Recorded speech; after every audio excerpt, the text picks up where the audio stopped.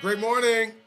Great morning, great morning, great morning, great morning, great morning, great ones.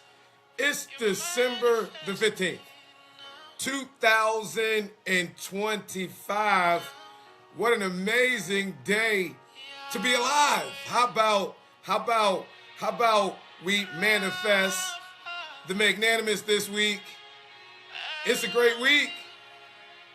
Lean in for a minute. This is not a regular week, y'all. This is Daddy King's 125th birthday week. And as the last son of the Heritage Sanctuary of the historic Ebenezer Baptist Church, I've been waiting a long time for this moment. This week, we're going to study the Gangsta Gospel. We're going to salute the GOAT, the original old fourth ward gangster of the gospel, Daddy King. Yup. This year. Matter of fact, not now, right now. Fuck Warlock. He can't do this like this. This is the year. They trying to flip the script. Y'all know King ain't. Dexter gone. And Leah and Bernice, sheesh. Do y'all know? You don't know. Let's stop. Right here, right now. Daddy King great-granddaughter. Martin Luther King Jr.'s granddaughter. Martin Luther King III's daughter. That's Coretta Scott King's granddaughter. Martin Luther King Jr. and Coretta Scott King got a granddaughter. She named after their oldest daughter, the prophetic one, Yolanda Denise King, the original Yoki of the Yokis. That's Yoki 1.0. We talking about Yolanda Renee King, Yoki 2.0. This year, 2025. The year of her great-grandfather's 125th birthday. The year that Governor Brian Kemp signed Senate Bill 36 on her grandfather, Martin Luther King Jr.'s ascension date, April 4th, 2025. This young prophetic little princess, you know, she got the spirit of her grandmama, Coretta Scott King, to carry the prophetic power of her namesake, her auntie, Yolanda Denise King. And I'm telling you, I know on the other side of the celestial shore, her auntie, great auntie Edith, everything she told me, she saw in the little baby manifesting, just to the prophetic degree. Yolanda Renee King, Daddy King's great-granddaughter, accepted her call to ministry this year. Now listen here. I'm just a babysitter. I'm just a lightning rod. You know, the lightning rod is the highest point toward heaven. Absorb the storm to protect the house. It didn't cause the storm. I'm just here to deal with it. The storms done win. And now, listen, she has instructed us prophetically, her generation, that we are not raising $100 million for her grandfather, Martin Luther King Jr.'s 100th birthday. We not doing that. We not.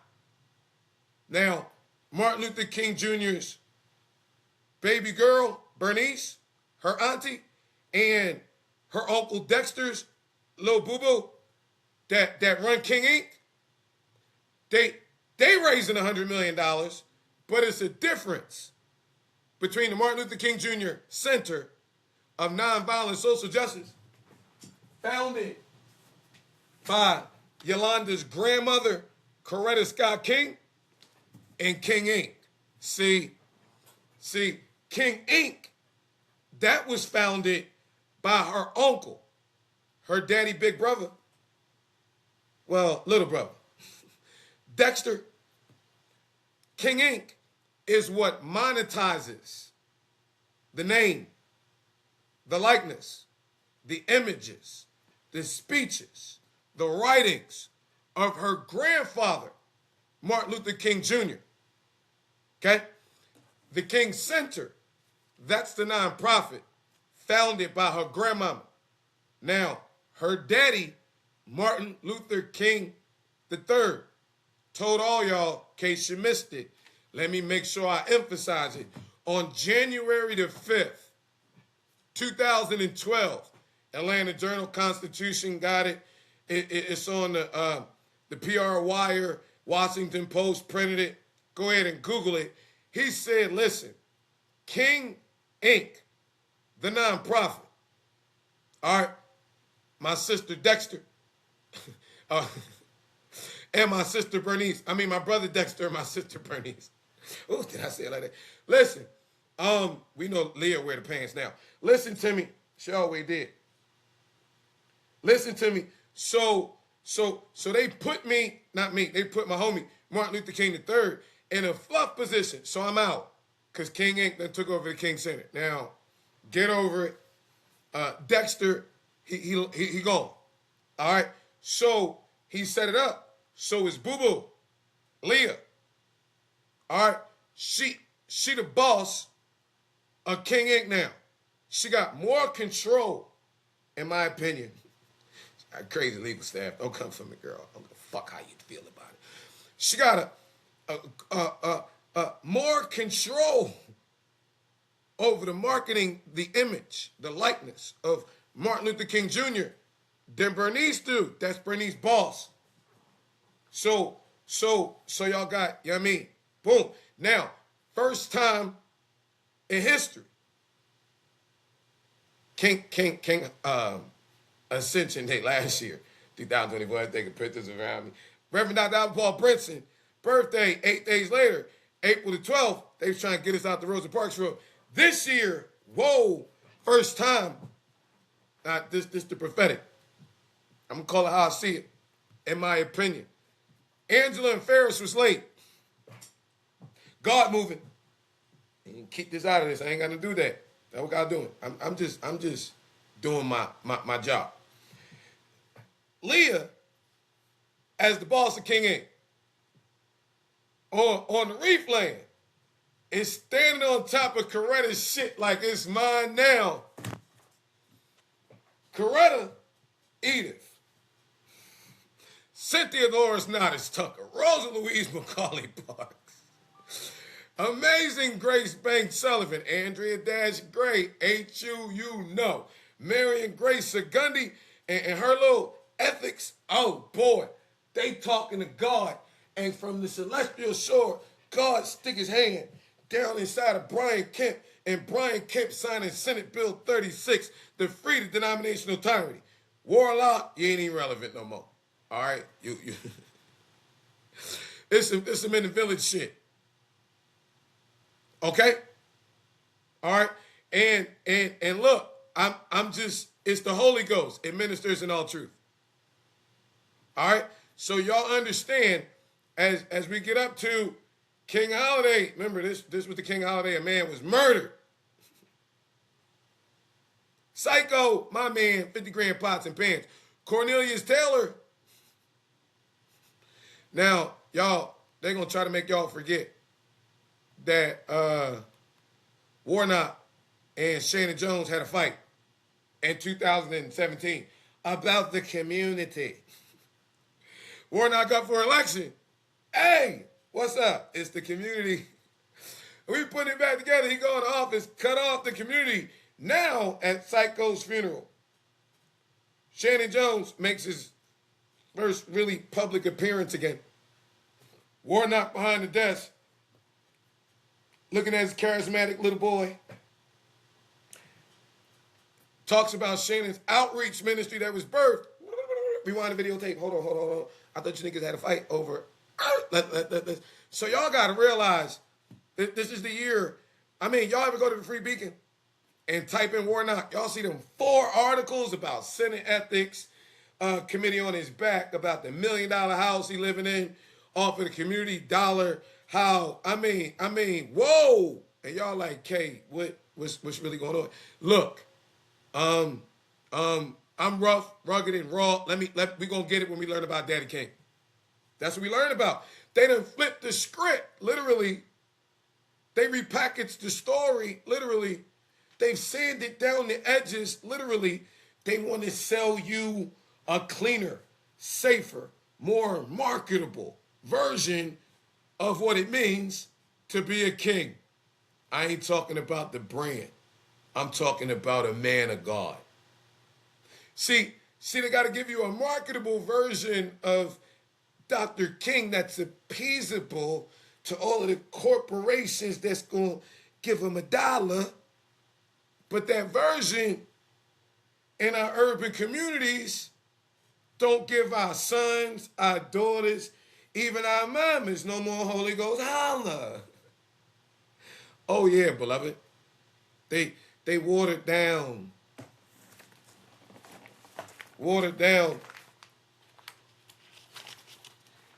Yolanda's father, little Yolanda's grandfather, gave you a safe, clean, marketable version of Dr. King. And Leah finna take that to the moon for these 100 bags. 100 million. That's different than us empowering 100 children. God said no. He said, I want my next generation of my sons, the young kings, to know the real deal Holyfield. So this morning, as I told y'all, we're kicking off a week of teaching the way it was meant to be kicked off, with the Gangsta gospel. What? Why are you teaching it like this, Coach? Dean, I'm in my 2nd decade as chairman. It's Monday morning. We gotta add some hip hop to the hermeneutics. It's Advent. This is the time we study how God sent the Son, Jesus. But in 2025, God said, you know what we're going to look at, though? We also going to look at the Father who gave us the Son. We're not just looking at the watered-down version of Jesus they trying to push our kids. We looking at the real way that God did it. God never birthed Jesus in the building. Come, let us adore him. If you don't miss me with the buffoonery.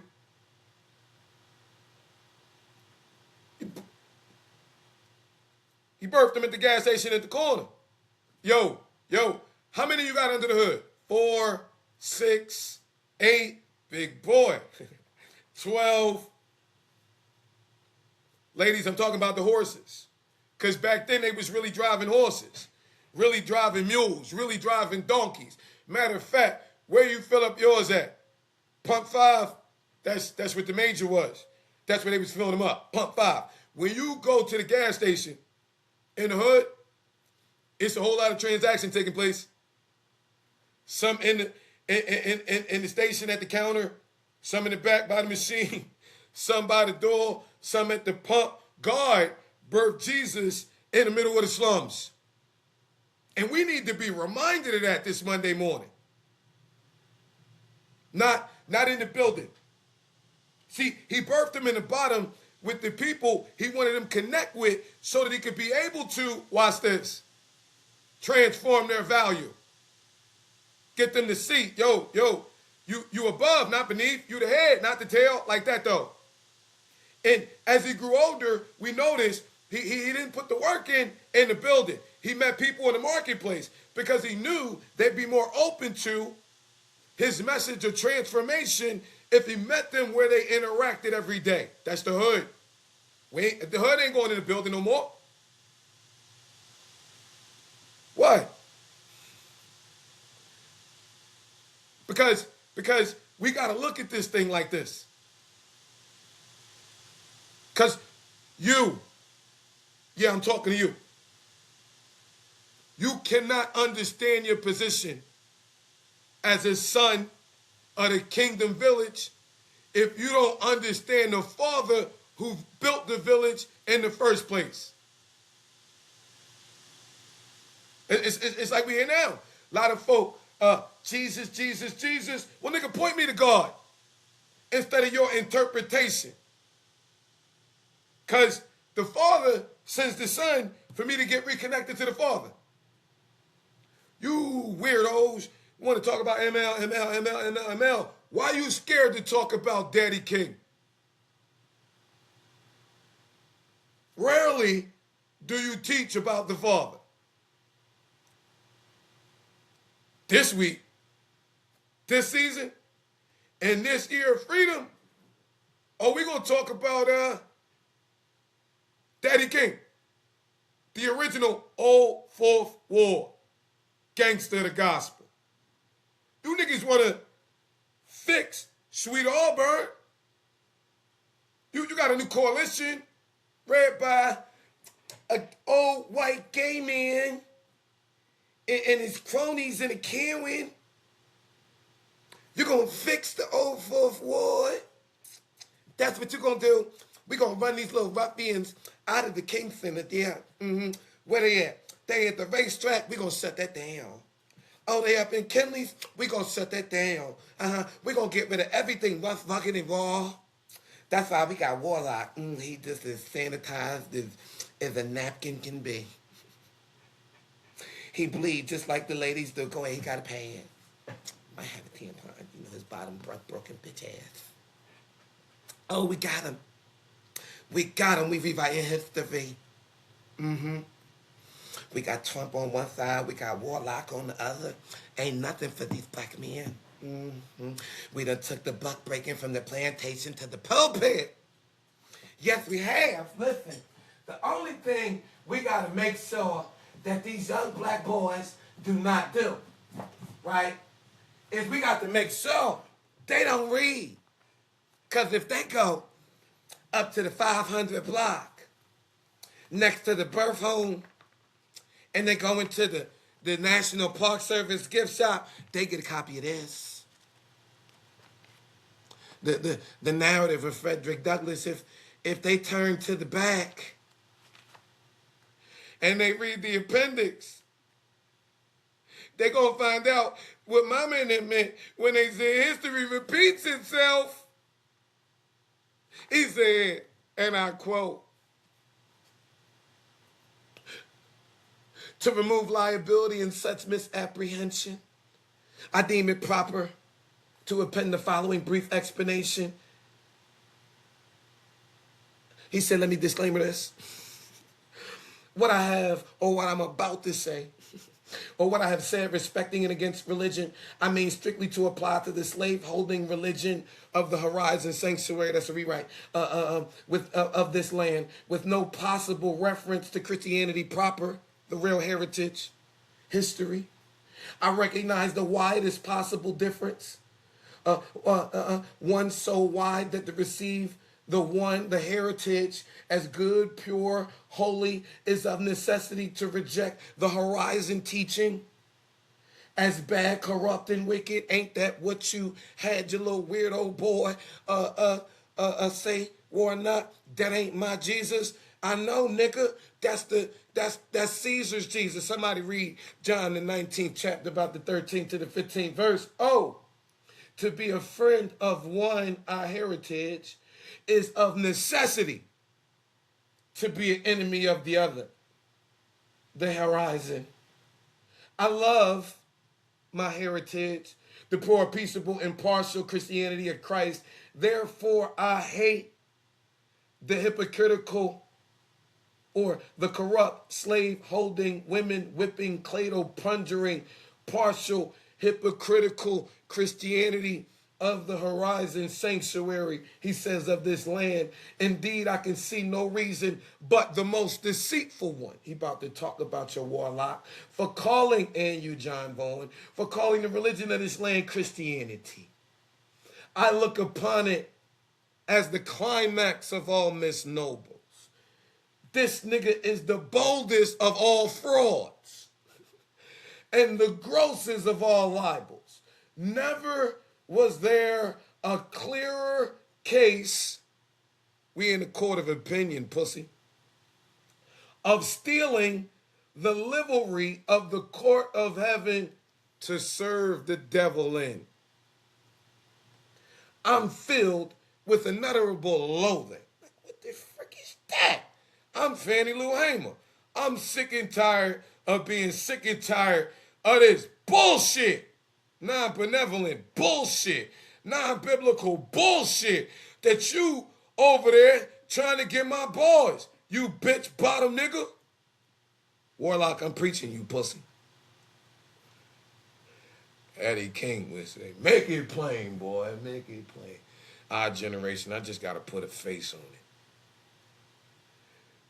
I'm filled with unutterable loathing when I contemplate the religious pomp and show together with the horrible inconsistencies which everywhere going on in the horizon sanctuary, which everywhere is surrounded. Well, I ain't in there.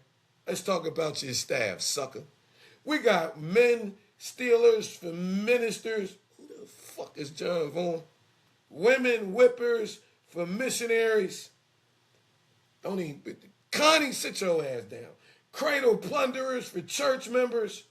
The men who wield the blood-clotted cowskin during the week got the nerve, Reverend Dr. Brinson, just cringe when he hear you talk about that honorable fucking warlock. How you gonna be an honorable warlock? That's what the fuck you are, the great honorable warlock.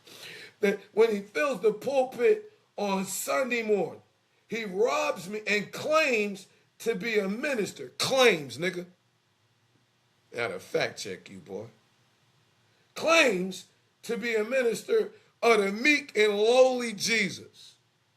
The man who robs me of my earnings. Tells my community, I'm launching an Ebenezer One campaign. We're going to have a tech center for the kids. A justice fund. But somehow, if it wasn't for Andrew Kerr, if it wasn't for the Free Beacon, we trying to figure out where the money went. Hold on, nigga. As the pastor, when you started, you get a $100,000 housing allowance. You had a $400,000 house you done paid the fuck off in the past 15 years. So you took $1.5 million to pay off a $400,000 house. Pocketed $1 million on the church under the table like that. Then you can't get that $100,000 and the Senate money. So you mean to tell me the church bought you a $989,000 house because you just became the senator? So you done sold that $500,000 house, your ass in D.C. So you bought $1 million house up there, then the church. Oh, we done flipped the script.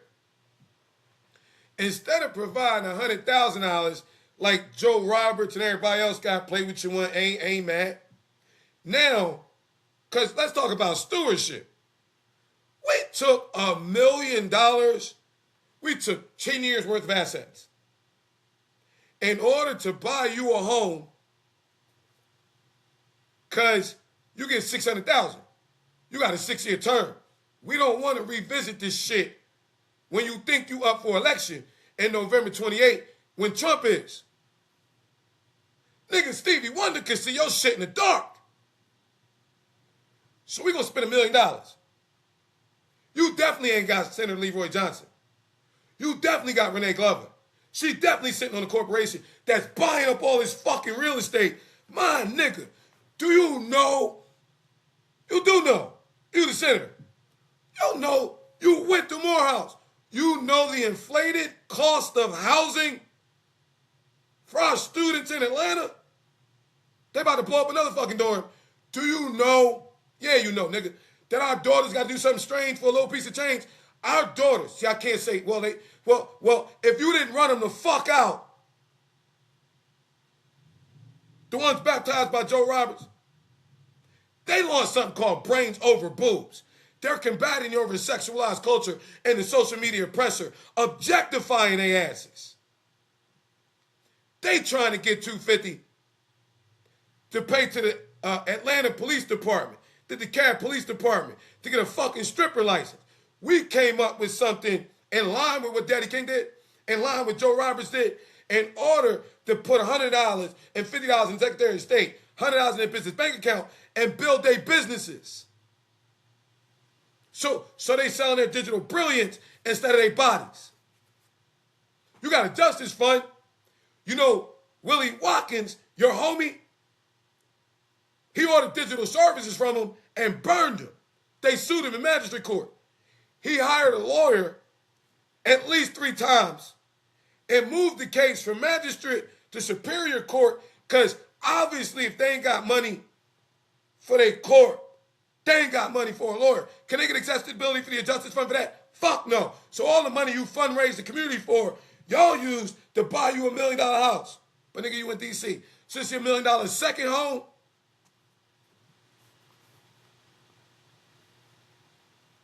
the man who robs me of my earnings. Let me just make that shit plain.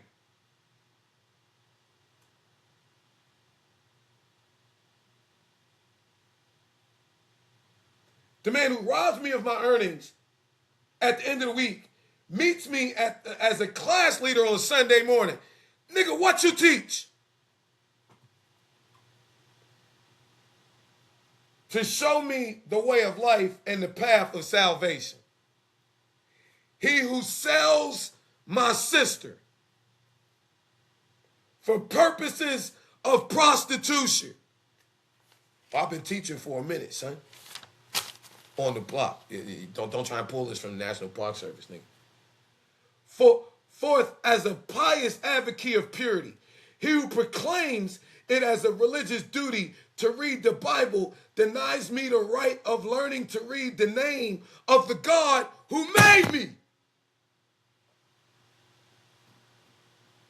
Oh, I'm talking to you, son. You've been up here for 20 years, ain't you, boy?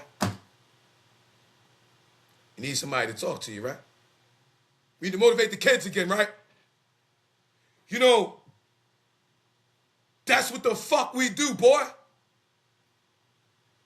That's who Reverend Dr. Albert Paul Brinson is. That's who Deacon Marvin Brinson is.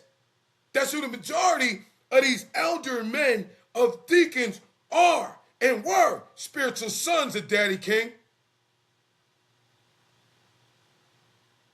That's what we were, spiritual sons and mentees of Joe Roberts.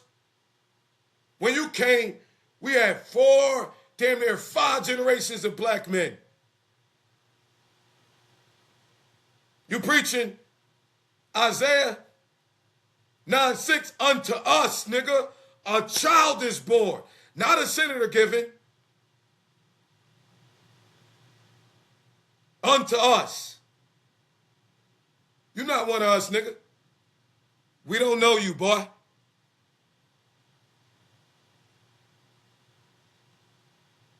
The fuck your daddy was? Oh, yeah. A junk man. We could tell. You junk, man. We've been waiting. Punch on you. Punching you in the pulpit with these pericopes. Beating your brakes off with this Bible, bitch. Edith Scott Bagley would say, don't be lazy in language. Yeah, that's what Daddy King did. You know, Raphael and Michael, that's what you got in common with Daddy King. Y'all both named after 2 of the 4 angels that stood around the throne of God. But Daddy King did something you ain't do, boy. I'm going to get to it. He changed his name. He repented. That's what you going to do, boy. See, I call you a bitch. But you still my dog. Your shit just backwards. What's a dog? What's a bitch? You still understand being a God is shit just backwards. What Jesus said, repent, nigga. You supposed to be going this way, but you done went the wrong way. Turn around. And all that shit you done walk through, you gotta walk back through. So God can get what we call that? What we call that? Somebody help me. So God can get glory from the story.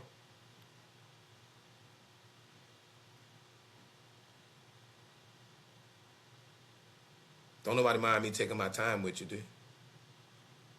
Okay, being real disrespectful to our parents.